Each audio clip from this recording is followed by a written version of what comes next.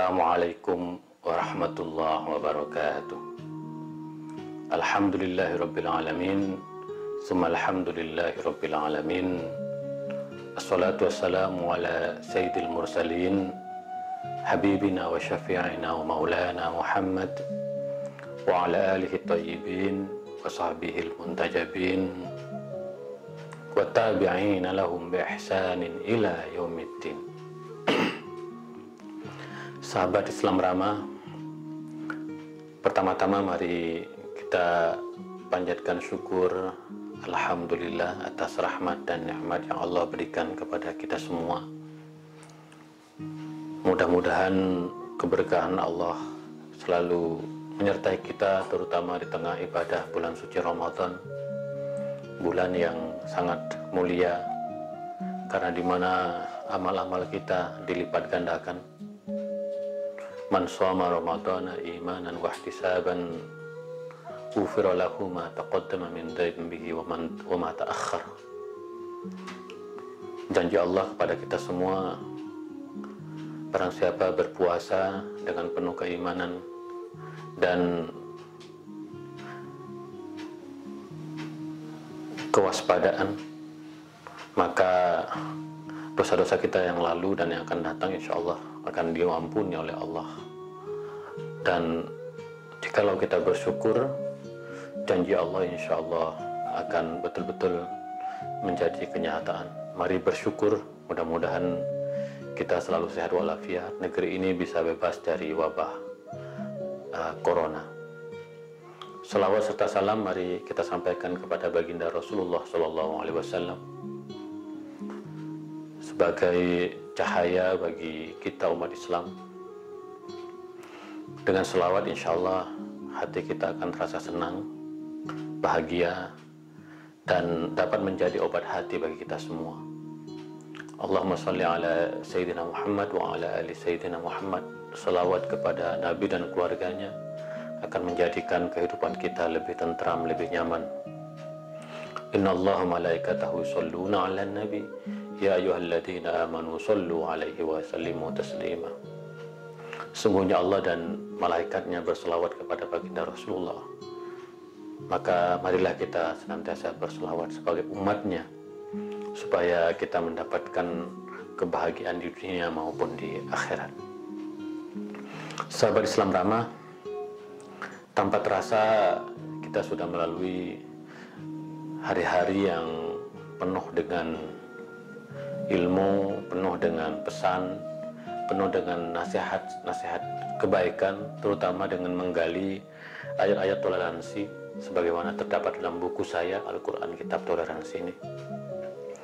Dan kita baru saja membedah ayat-ayat tentang toleransi, dan kita akan memasuki bab sebelum bab terakhir. Tanpa terasa sudah melewati halaman ke-400. Nah, kita masuk pada bab sebelum terakhir, yaitu reinterpretasi ayat-ayat yang selalu digunakan untuk intoleransi atau selalu dipolitisasi dan dijustifikasi untuk membenarkan intoleransi. Karena sekali lagi bagaimanapun tafsir merupakan salah satu instrumen yang harus kita gunakan untuk menjadikan Al-Quran sebagai mutiara, seperti kata Imam Al-Ghazali, Jawahirul Quran, mutiara-mutiara Al-Quran yang nanti akan menjadi pegangan hidup kita. Jadi beberapa ayat yang di dalamnya sering digunakan secara politis oleh kelompok-kelompok ekstremis perlu mendapatkan perhatian, sehingga sekali lagi Al-Quran sebagai kitab toleransi itu tidak terhalangi atau tertimbun oleh pandangan-pandangan kelompok ekstremis, teroris yang kerap kali menjadikan Al-Quran sebagai sumber intoleransi. Nah, oleh karena itu satu persoalan yang menjadi sangat penting adalah relasi antara umat Islam, Kristen, dan Yahudi.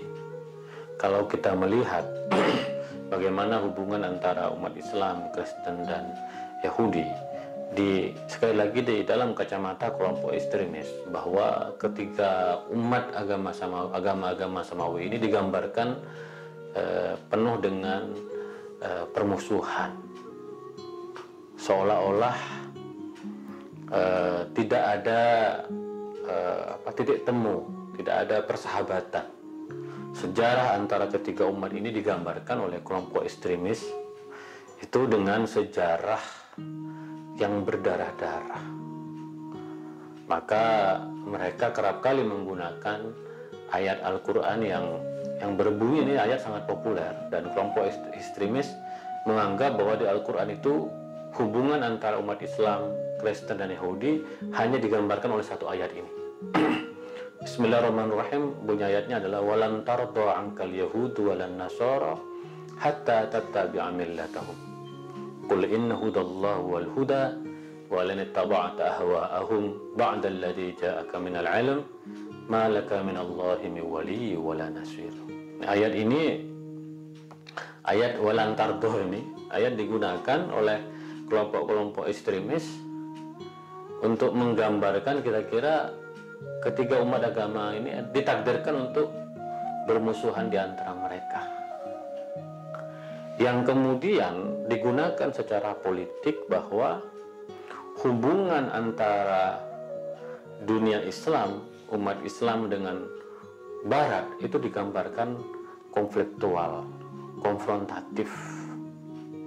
Apalagi kemudian ada ideologi Samuel Huntington tentang Clash of Civilization, benturan antar peradaban. Ayat ini digunakan oleh kelompok ekstremis untuk membenarkan ideologi dari Samuel Huntington juga. Karena itu kemudian kalau kita membiarkan wacana pemahaman terhadap Al-Quran yang sedemikian rupa ini, maka akan melahirkan konflik, akan melahirkan permusuhan, setidak-tidaknya kebencian terhadap umat agama lain. Lebih-lebih kemudian secara politis kebencian terhadap Barat. Kalau kita lihat misalnya Al-Qaeda sebagai kelompok teroris, atau kemudian yang paling belakangan ISIS, itu memang kelompok yang dikenal menjadikan kebencian, konfrontasi, permusuhan terhadap Barat itu sebagai bagian dari ideologi mereka. Mereka menganggap bahwa apa yang dihadapi oleh umat Islam saat ini, dari kemunduran, kemiskinan, ketidakadilan, penindasan, penjajahan, bagi mereka disebabkan oleh orang-orang Barat yang di dalam pemahaman mereka yaitu Kristen dan Yahudi. Maka kemudian umat Islam selalu dibenturkan dengan umat agama-agama lain dengan menggunakan pemahaman ayat walan tardo angkal yahud walan nasara hatta tattabi'a millatahum. Yang menjadi persoalan adalah ketika kemudian pemahaman terhadap ayat ini yang sebenarnya dilandaskan oleh persoalan politik ketidakadilan global di negara adidaya seperti Amerika dan sekutunya dibawa dalam konteks Indonesia, maka ambiar. Kenapa? Karena di Indonesia, seperti kata Gus Dur, kita tidak punya pengalaman konfrontasi dengan umat agama-agama lain. Kita mempunyai Pancasila bersama-sama dengan umat Kristiani, lalu Hindu, Buddha, Konghucu, dan aliran kepercayaan. Kita melahirkan Pancasila. Kita punya falsafah Bhinneka Tunggal Ika. Kita tidak mempunyai persoalan politik sebagaimana digambarkan oleh kelompok ekstremis. Jadi ini menjadi persoalan serius yang harus kita pecahkan dengan cara memahami ayat walan tardo angkal yahud dalam konteks zamannya.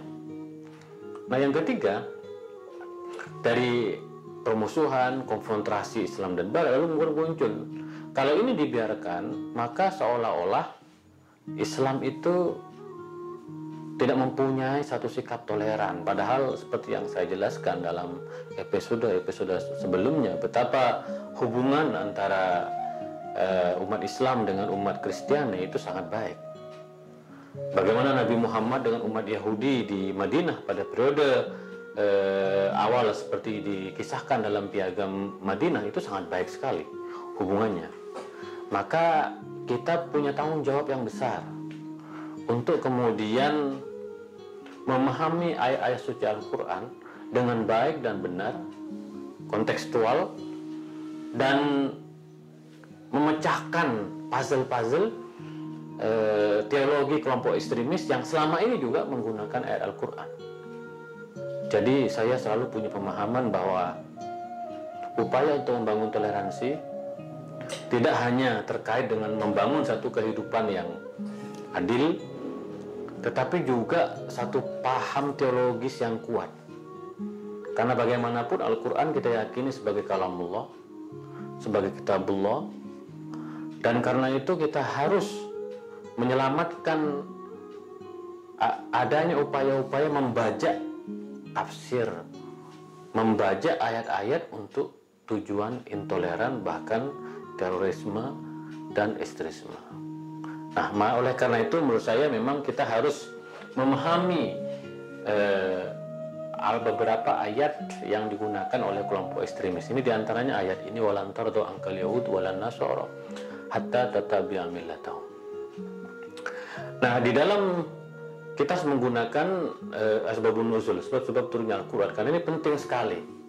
Ayat ini tidak hadir dalam ruang hampa. Ini adalah sebuah peristiwa yang melatar belakangi turunnya ayat ini, sehingga kita harus memahami konteks apa sebenarnya. Nah, konteksnya adalah konteks yang pertama adalah konteks perang, di mana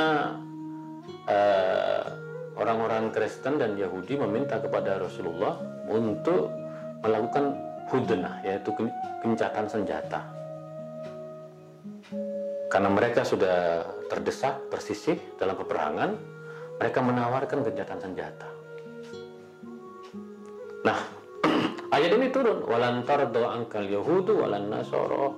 Wahai Muhammad, kamu hati-hati terhadap tipu daya orang-orang Kristen dan Yahudi di Madinah pada zamannya, karena situasinya sangat konfliktual pada waktu itu.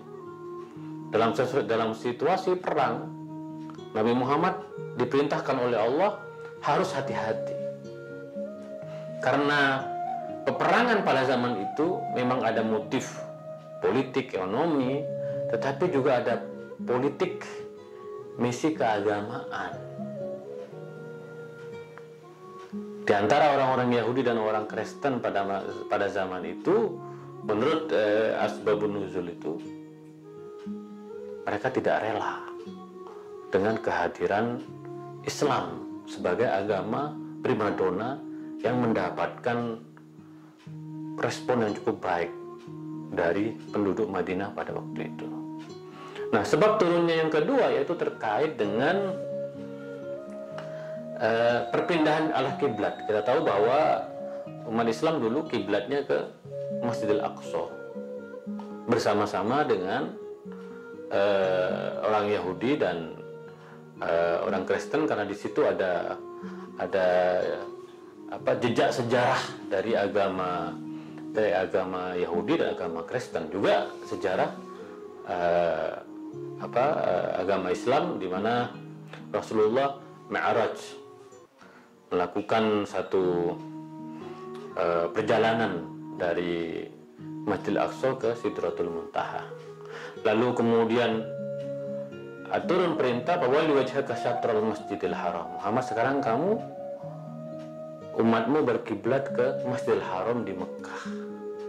Nah, setelah turun ayat itu, orang-orang Yahudi dan Kristen tidak rela. Mereka ingin supaya umat Islam juga berkiblat ke Masjidil Aqsa, ke Yerusalem. Jadi memang kalau kita lihat dari dua konteks turunnya ayat ini, memang pada masa lampau itu terjadi kontestasi, terjadi perebutan, terjadi konfrontasi, terjadi permusuhan, terutama dalam situasi perang. Orang-orang Yahudi dan Kristen memang tidak mau dengan apa yang tidak menghendaki, dengan apa yang sudah dibangun oleh Rasulullah SAW melalui capaian-capaian yang sangat luar biasa. Kita tahu bahwa Rasulullah ajaran-ajarannya itu mengembangkan akhlak. Innama bu'istu liyutammima makarimal akhlak. Bagaimana Rasulullah mengedepankan akhlak, sehingga ini mendapat perhatian dari penganut umat Yahudi dan umat Kristen.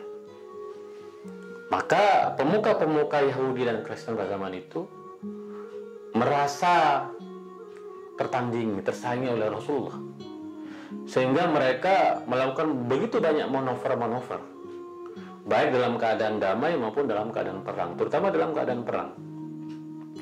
Saya sempat berpikir bagaimana kalau wahyu Allah fawalli wajhaka syatrul masjidil haram itu, perpindahan kiblat dari Masjidil Aqsa ke Masjidil Haram itu tidak ada, maka akan terjadi konflik yang semakin keras untuk memperebutkan Yerusalem sebagai lokus dari pusat keagamaan. Nah, oleh karena itu menurut saya, walaupun ada kata lan itu yang menunjukkan lil abadiyah, yang bersifat abadi, tetapi ayat ini harus dipahami dalam konteks zamannya. Nah, kenapa demikian? Karena kita harus memahami juga bahwa ada ayat-ayat yang lain yang sangat banyak sekali, seperti yang sudah dijelaskan pada episode sebelumnya, yang menunjukkan bahwa hubungan harmoni antara umat Islam dengan umat Kristen dan umat Yahudi. Jadi relasi antara umat Islam, umat Kristen, umat Yahudi itu relasi yang bisa digambarkan pada masanya sangat baik, dalam suasana damai sangat baik sekali.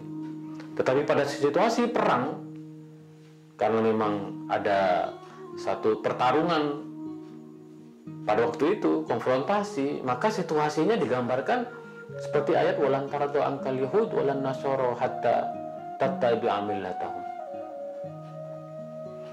Jadi situasinya memang yang menunjukkan. Oleh karena itu kita harus bisa membedakan ketika Rasulullah di Madinah pada periode awal, Rasulullah membangun yaitu negara Madinah atau komunitas Madinah. Rasulullah betapa dalam konstitusi Madinahnya itu sangat harmoni dengan umat agama-agama lain. Bahkan seperti yang saya katakan, Rasulullah menerima delegasi Kristen Bani Najran di masjid dan mempersilahkan mereka untuk melaksanakan kebaktian di masjid. Itu betapa hubungan Rasulullah dengan umat Kristiani sangat baik sekali. Di dalam klausul konstitusi piagam Madinah disebutkan kalau seandainya ada dari orang-orang Yahudi yang terluka dan terancam, maka itu telah mengancam kita semua. Barang siapa yang berada di Madinah itu harus aman, apapun agama dan kelompoknya. Jadi ada fase sejarah di mana umat Islam, umat Kristen, umat Yahudi hubungannya sangat baik sekali. Nah, beberapa hadis lain mengatakan man ada damiyan faqad adani. Barang siapa yang melukai orang-orang ahlu zimmah, maka sungguhnya dia telah melukai saya. Bahkan dalam perjalanan sejarah, Umar bin Khattab punya perjanjian dengan orang-orang Yahudi di Yerusalem. Perjanjian yang sangat baik tentang bagaimana menjaga situs-situs keagamaan di Yerusalem. Jadi sebenarnya kita hidup dalam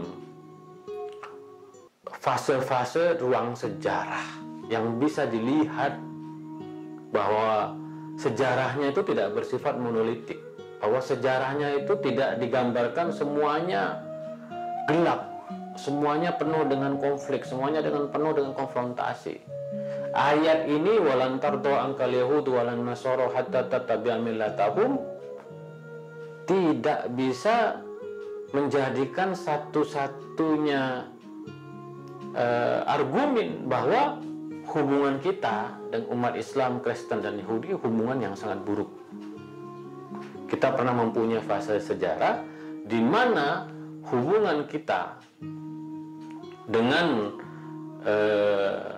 umat agama lain, terutama Kristen dan Yahudi, itu sangat baik sekali. Maka kalau kita lihat sekali lagi, misalnya di Iran, kita melihat bagaimana orang Kristen, bagaimana orang Yahudi itu betul-betul hubungannya sangat baik sekali. Di Mesir kita melihat juga sangat luar biasa. Di Lebanon, wah, mereka kelompok Kristennya kelompok mayoritas. Di Irak, di Syria, ketika gereja-gereja komunitas Kristiani diserbu oleh ISIS, justru yang membentengi komunitas Kristiani dari serangan kelompok ISIS adalah orang-orang Muslim sendiri. Jadi, di Timur Tengah sekalipun kita melihat bahwa bagaimana keragaman dari umat agama-agama itu masih digambarkan sangat toleran. Ketika saya ziarah ke Masjidil Aqsa, saya melihat, karena di Yerusalem itu memang hubungan antara umat Kristen, umat Yahudi, umat Islam itu sangat luar biasa berbaur, karena di situ ada 3 situs keagamaan. Di situ ada gereja makam Kristus, ada sinagog, lalu ada Masjidil Aqsa. Dalam satu kawasan itu, kawasan kota suci Yerusalem. Nah, kita bisa melihat di sana bagaimana harmoninya. Saya bertanya, apa sebenarnya yang terjadi di luar dengan hiruk pikuk konflik Israel Palestina? Mereka mengatakan kepada saya, kami tidak tahu. Kami di sini hidup damai di antara umat agama-agama. Bahkan dikisahkan yang memegang kunci di gereja makam Kristus itu orang Islam. Karena di antara denominasi kelompok-kelompok umat Kristiani, mereka bersilang pendapat di antara mereka siapa yang berhak untuk memegang kunci dari gereja makam Kristus. Akhirnya diputuskan yang memegang kunci gereja makam Kristus adalah dari komunitas umat Islam. Bahkan di antara komunitas agama-agama di Yerusalem ini saling kawin-mawin di antara mereka. Betapa harmoninya hubungan antara umat Islam, Kristen, dan Yahudi di Yerusalem. Karena mereka sudah sampai pada tahap bahwa sesungguhnya agama-agama samawi, Yahudi, Kristen, dan Islam itu ibarat satu keluarga, satu rumah. Yang Rasulullah hanya meletakkan satu batu bata di pojok, yaitu ajaran yang disebut dengan akhlakul karimah. Agama-agama terdahulu mengajak kepada iman, berserah diri, mengajak beriman kepada hari akhir, dan beramal saleh. Jadi karena itu sahabat Rama, kita harus hati-hati ketika membaca Al-Quran. Jangan sampai satu ayat dipahami tanpa memahami konteks historis dari turunnya ayat itu, sembari melupakan sejumlah ayat yang lain yang menggambarkan betapa toleransi itu menjadi prinsip yang inheren di dalam Al-Quranul Karim. Kita di dalam beragama dituntut untuk menangkap inti dari agama yang dikenal dengan maqasidus syariah. Karena dalam maqasidus syariah itu adalah hifdzuddin, adalah menjaga agama. Bahwa agama kita itu adalah agama yang rahmatan lil alamin. Bahwa Islam itu hadir harus merahmati alam semesta, termasuk agama-agama samawi. Bahkan di dalam rukun iman seperti yang sering saya jelaskan, kita beriman kepada para nabi dan kitab-kitab terdahulu. Itu saja sudah menggambarkan betapa toleransi itu menjadi bagian yang sangat kuat, sangat kokoh dalam klausul keimanan kita. Belum lagi begitu banyak ayat-ayat Al-Quran yang memberikan satu pesan moral bagi kita semua untuk melihat kebenaran sebagai sebuah kebenaran. Qulil haq walau kana murran. Kita harus melihat bahwa karena Al-Quran adalah kalamullah, maka kalamullah itu pasti berisi sebuah kebenaran. Maka ketika Al-Quran menggambarkan, memotret sebuah peristiwa, maka Al-Quran memotret peristiwa itu dengan utuh, objektif, rasional, dan visioner. Disinilah sekali lagi sahabat Islam ramah, dalam konteks keindonesiaan memang kita diperlukan satu upaya untuk memahami Al-Quran ini dengan benar, untuk memahami Al-Quran ini dengan menggunakan parameter ilmu-ilmu Al-Quran. Kita tidak ingin hubungan harmoni yang ada di negeri ini di antara umat-umat agama-agama itu menjadi rusak gara-gara munculnya pemahaman yang tidak sempurna, yang tidak komprehensif terhadap ayat Al-Quran. Saya selalu percaya bahwa ayat Al-Quran berisi tentang kebenaran dan kebaikan. Maka jika ada pemahaman-pemahaman yang tidak tepat, yang menjurus pada politisasi ayat-ayat Al-Quran, yang menjurus pada justifikasi ayat-ayat Al-Quran, maka pemahaman tersebut sejatinya harus direinterpretasi, harus diberikan pemahaman yang utuh dengan menggunakan sekali lagi perangkat-perangkat ilmu-ilmu Al-Quran dan tafsir dari ulama yang terdahulu. Karena bagaimanapun kita ingin bahwa agama-agama terutama di negeri ini itu hadir dalam wajahnya yang konstruktif, berperan serta membangun negara ini menjadi negara yang rukun, yang damai, yang harmonis, yang toleran, yang pada akhirnya akan melahirkan karya-karya besar bagi Indonesia.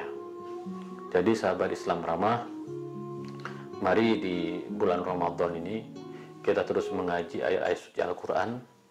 Mari kita ambil saripati, mari kita pahami Al-Quran dengan benar, mari kita menjadikan Al-Quran sebagai hudan wa nur, sebagai petunjuk dan cahaya, sebagai ayat yang membangun keindonesiaan kita, sebagai ayat yang membangun peradaban dunia yang toleran, humanis, dan harmonis.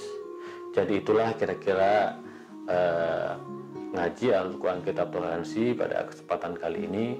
Mudah-mudahan kita mendapatkan keberkahan dan kita yakin bahwa kerukunan, toleransi adalah menjadi kekuatan bagi kita sebagai umat Islam dan warga negara Indonesia. Itulah kira-kira sahabat Islam ramah, kurang lebihnya mohon maaf. Wa ma taufiqi illa billah, alaihi tawakkaltu ilaihi unib. Wallahul muwaffiq ila aqwamit thoriq. Assalamualaikum warahmatullahi wabarakatuh.